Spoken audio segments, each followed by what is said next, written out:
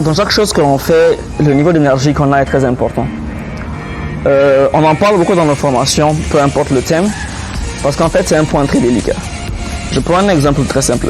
Si on prend un patron et son collaborateur, et les deux sont tous très compétents dans ce qu'ils font. Niveau compétence, ils ont, disons, 10 sur 10.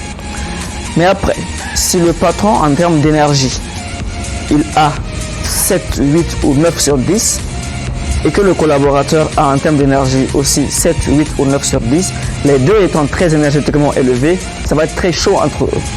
Chaud dans le sens, ils sont très compétents, dynamiques, hyperactifs, proactifs, ils vont agir beaucoup.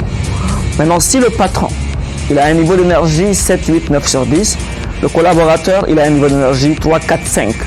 Malgré qu'il soit très compétent, il y aura un déphasage. Le patron veut aller à 100 à l'heure, mais le collaborateur le retient.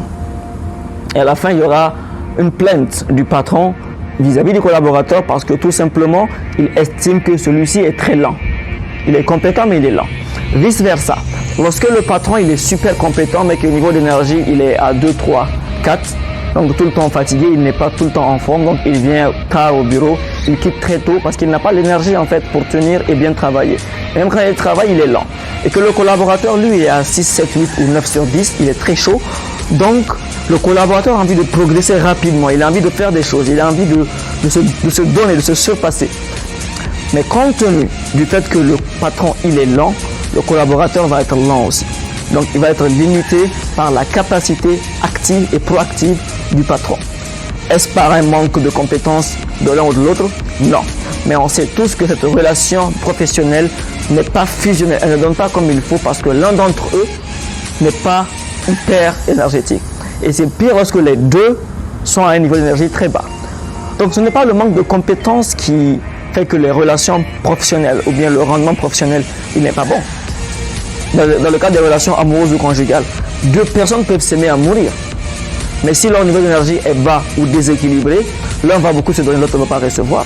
Si le mari ou bien le copain il est à 10 sur 10 en termes d'amour et d'énergie, et que la femme ou la copine elle est à 10 sur 10 en termes d'amour, mais 4 sur 10 en termes d'énergie, l'homme va beaucoup se donner, la femme ne suit pas la cadence. Il y a un déséquilibre.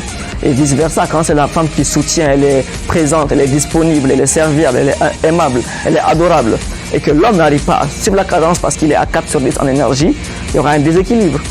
Même s'ils restent ensemble, ça ne va pas être fusionnel, ça ne va pas être épanouissant, ça ne va pas être enrichissant. Donc, est-ce par manque d'amour? Non, c'est par manque d'énergie. Donc, dans chaque domaine de la vie, la compétence dans le domaine est importante. Mais ce qui est le plus important, c'est le niveau d'énergie que tu as quand tu fais ce que tu dois faire. Et quand les deux sont très élevés, tout va rapidement.